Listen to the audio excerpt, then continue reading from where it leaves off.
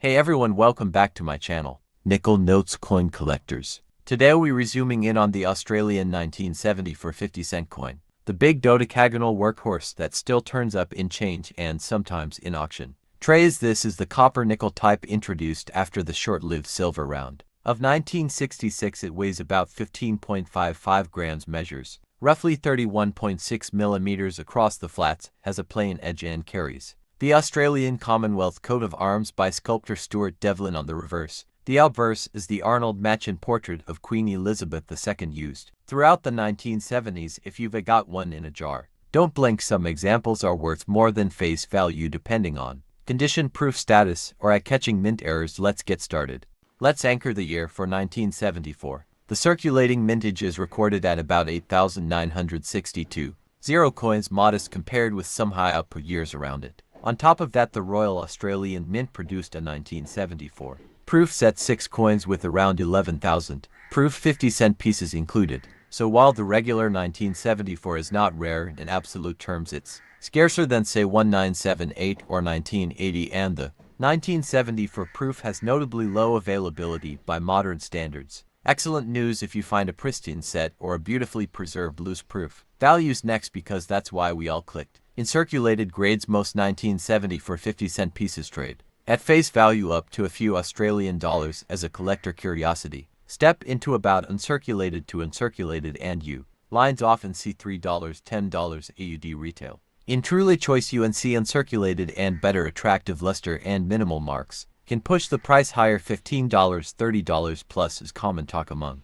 collectors for nice raw pieces, and third-party graded examples at MS65 and above can climb higher still depending on eye appeal and market heat. Always remember, price guides are guides, realized prices depend on timing, venue, and the specific coin in hand. Proofs deserve their own spotlight. A 1970 for proof 50-cent from the official proof set is struck with polished dies and mirrored fields, night and day different from circulation strikes because only 11,000 were issued. Attractive haze-free proofs remain desirable. Typical market talk puts tidy examples in the $20, $60 plus AUD range depending on condition, whether still in the set and whether the mirrors are clear and the frosting is intact. A flawless top-graded proof can bring a premium if you resorting your family's old proof sets. Inspect the 50-cent closely. Cameo contrast and freedom from hairlines matter a lot. Design nerds, this is your moment. The reverse shows the Commonwealth coat of arms shield for all 6 states, flanked by kangaroo and emu,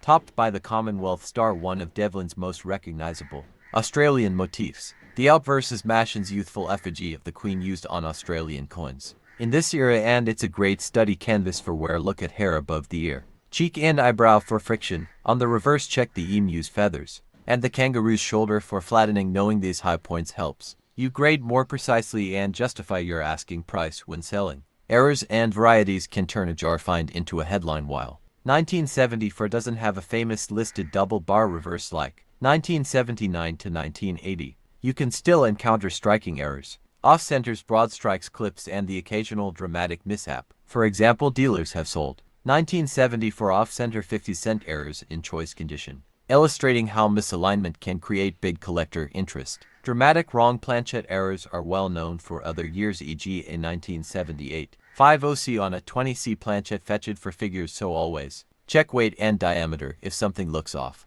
How to evaluate your coin's worth at home. First, confirm it's a 1974 dodecagonal copper nickel piece, not the 1966 silver round. Second, assess grade under good light. Original mint luster and few contact marks are the drivers in UNC. Third, look for proof surfaces, deep mirrors, frosted devices. A proof belongs to a set and is not a circulation coin. Fourth, skin for errors, uneven rims, missing metal clip, off-center design, or wrong weight. Finally, compare with recent market guides and sold listings rather than just asking prices. This keeps expectations anchored to reality. If you rebuying, target eye appeal and authenticity. Avoid polished coins, mirror-like but with wiped hairlines, and don't overpay for damage. If you reselling, consider grouping with other 1970 decimals or listing as a single if your coin is especially nice. Grading by a reputable third-party service can make sense for top-tier pieces, but the fee only pays off if the coin is likely to hit a high grade or is an error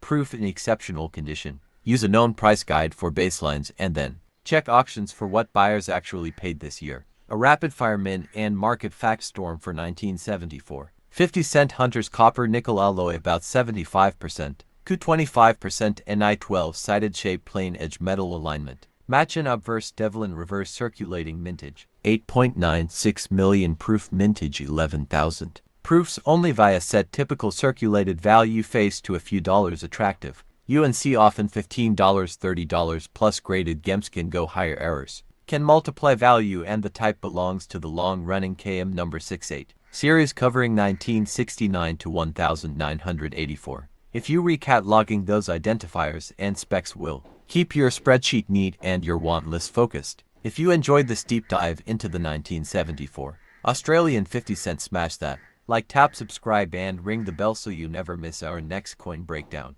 Drop a comment with your best Aussie 50-cent fine proofs, errors, or high-grade beauties. And outlines feature standout stories in a future video. For handy references, I've linked the Royal Australian Mint background on the 50-cent museum page detailing the design elements and a price guide entry with the 1974 mintage and proof data so you can research your own coin. Thanks for watching and happy hunting.